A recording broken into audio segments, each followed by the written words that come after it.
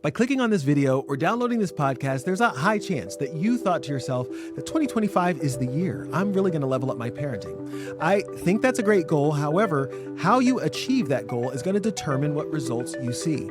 That's why I'm going to be taking my half decade of social media experience, which is all about connection, which has produced over 100,000 followers, 10 plus years of clinical practice and training as a child and adolescent psychiatrist, with a sprinkle of practical dad knowledge as we're raising our 7 kids, including a foster kiddo. And I'm going to be breaking down and helping you understand the essential bridge that will lead you across the digital parenting wasteland so that you hold on to that lasting connection with your kids. Are you ready to get into it?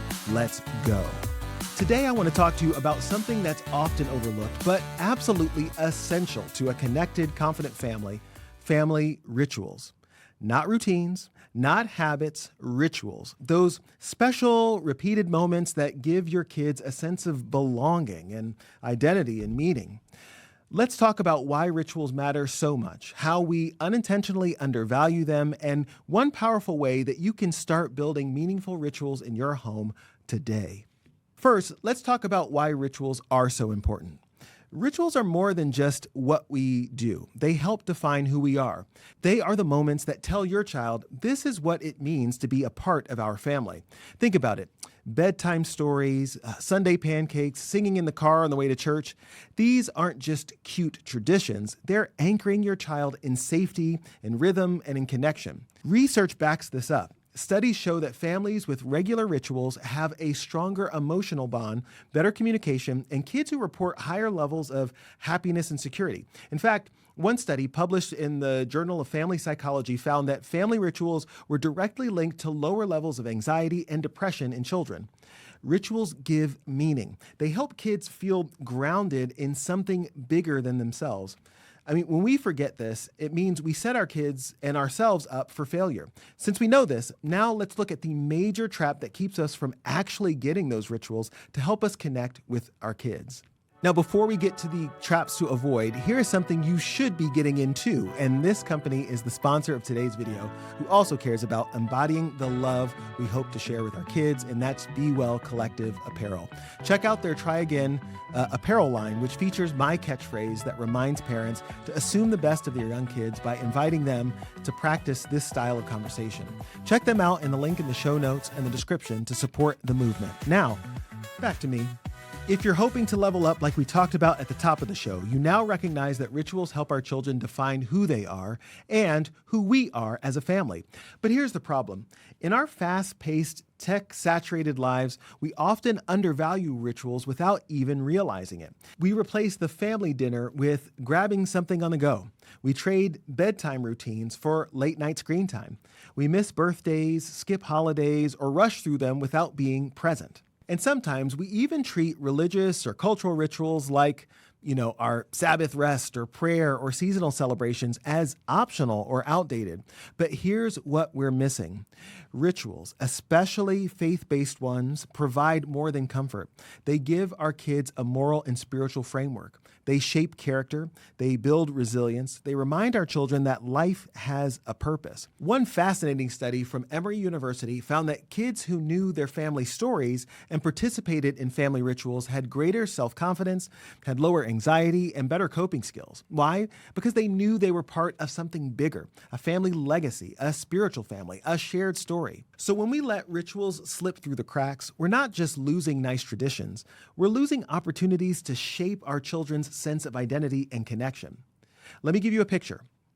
Imagine your family as a climbing rope. Every daily routine is a thread, useful, necessary, but it's the rituals, those meaningful, repeated moments that twist those threads together into something strong and unbreakable.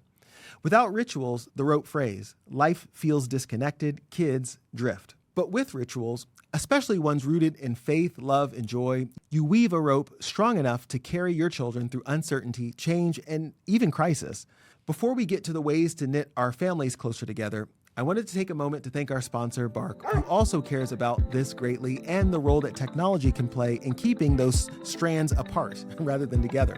If you're looking for a way to safely and securely monitor your child's presence on their phone, as well as get practical advice on parenting in the tech age, check out my discount code for Bark. They offer an amazing app that really does have up-to-date monitoring software, I think the best in the industry. As you know, Bark is the only phone my family has trusted as our kids have climbed the heights of independence, and it's the only device I trust. Check them out in the show notes or the description below.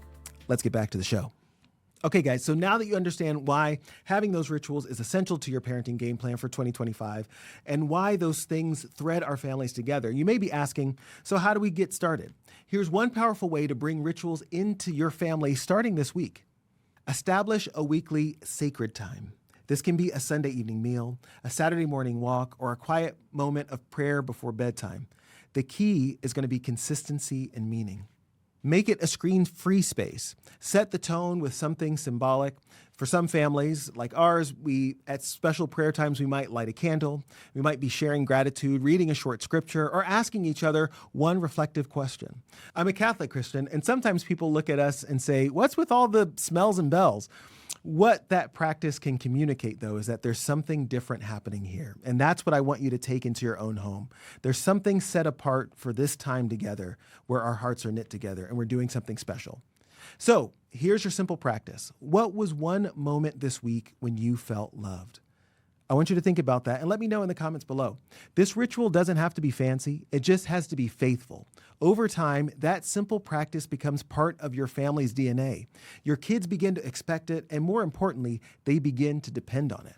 So here's the bottom line. Rituals shape our families more than rules ever will. They bind us together, teach us who we are, and remind us who we belong to. When we build rituals, we give our children the gift of memory, meaning, and security, gifts they'll carry for a lifetime. If this spoke to you, I'd love to hear. What's one family ritual you grew up with? Or what's one you want to start this week? Drop it in the comments below. I'm grateful that you tuned in. If this message resonated with you, do me a favor, like this video, subscribe, share it with another parent who might need this reminder. Let's keep growing together. Don't forget to send me your questions and be among the first to know when the book is released this fall. Remember, there's no connection like your connection. Shout out to my favorite producer and eldest son who goes by the moniker Slip Shuffle. And as always, my friends,